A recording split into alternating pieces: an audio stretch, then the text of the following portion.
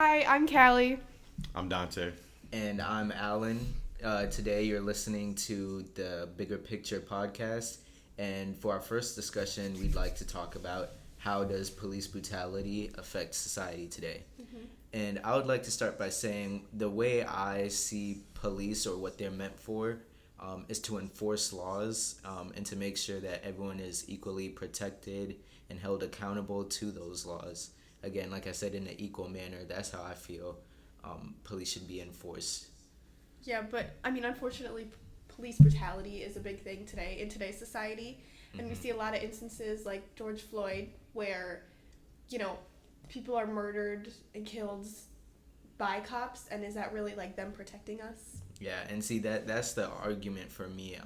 It's clear for many years that it hasn't been equal as it should be.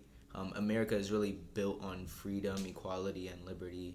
If we even look back at the Constitution, Bill of Rights, it was all meant for all men, all citizens to be protected equally underneath the law, which is what the 14th Amendment declares. And we haven't really seen much justice in the government or police cases of that being held true. Yeah.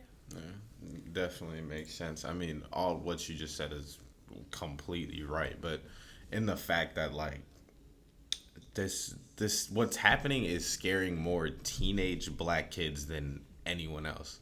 If you really think about it, because say I have a white mom, so she doesn't really know how to tell a black kid how to act, but these black single mothers have to tell all these black teenagers like, hey, you can't do these certain things when you're like, if there's a police officer, you get pulled over, you gotta have your hands Yeah. on the dashboard.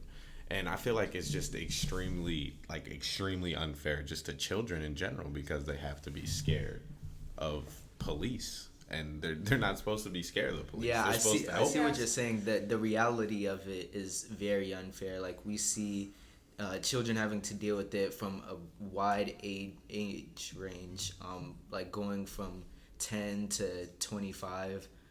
I mean, if we even look at this picture we have up here, we can see that it's teenagers that are getting detained by police in uh, very violent fashion. And so, like Dante said, it does like strike fear into the hearts of many teens, and it's just like not fair to them. I think the main thing though is that people like in today's society want change. This has been going on for so long, and it's been such a big issue in such a negative way. And it's like, when is something gonna change? Yeah.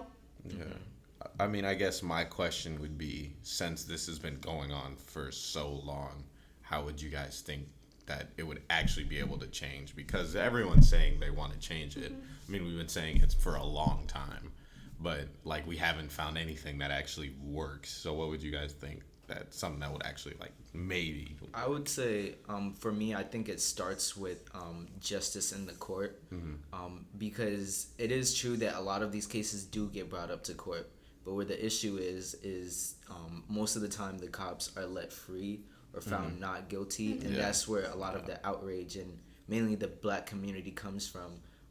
Because even to this day, we still don't have justice for one of the most infamous cases of uh, police brutality, I guess, against a black African American, which is Emmett Till. Yeah. I feel like if we start with there, then the black community itself and the entire community of America can see that there is a move towards change. If we get the government to do that, considering that they are a higher power, then we would have more policemen, policewomen acting in place, because they would be in fear of possibly losing their job or any credibility that they might have. Yeah. And just holding police accountable. It's their job, but it's also, at the end of the day, it's other people's lives that they're putting in jeopardy. Yeah.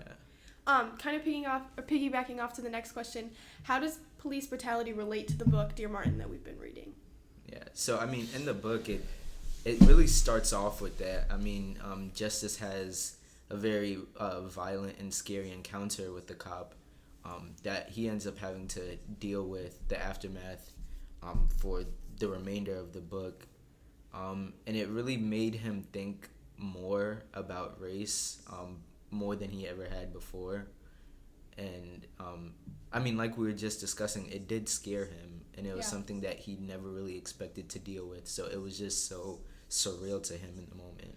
And we see that he's all along he was just trying to help his drunk ex-girlfriend. Or you But- can explain what happened. I didn't really. Yeah, say that. so basically, Justice was going to help his drunk girlfriend who was pulled over, and the cop, stereotyped him and thought that he was trying to hurt this girl, but in reality, he was just trying to help. So basically, that's just a very good example of real life situations that happen today based off of someone's race.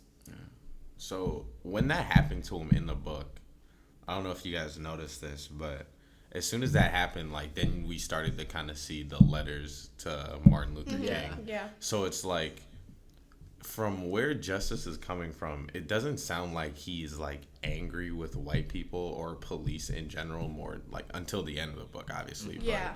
But it seems like he's trying to like figure out a way, like how Martin Luther King was thinking, like how are we all gonna come Yeah. together? Yeah. And he was thinking like, how is that even like possible? Like he was struggling with the idea of how is that even remotely possible? Yeah, Yeah. and so that's what I mean when I say it just becomes so surreal to him, because like I said, he never really had to think about it in this type of sense, but now that it had happened, it wasn't just a concept where he says, oh, like this is something I learned in history, like this is an experience that he had to live through personally. Yeah. So that's when he had to start thinking, okay, what needs to be done? What change needs to come out of this? And so he looks back at MLK, an iconic figure in the Civil Rights Act, to see like how did he get the progression he was able to get, and how can I implement that into my life? So he really, in those letters that you brought up, a lot of times he compares himself to MLK and says to himself really that he wants to try his best to act in a manner that would be acceptable to MLK. Yeah. Yeah. So, with all that being said, that's our first episode, and thank you for watching. Thank you guys for watching. Tune into the next one.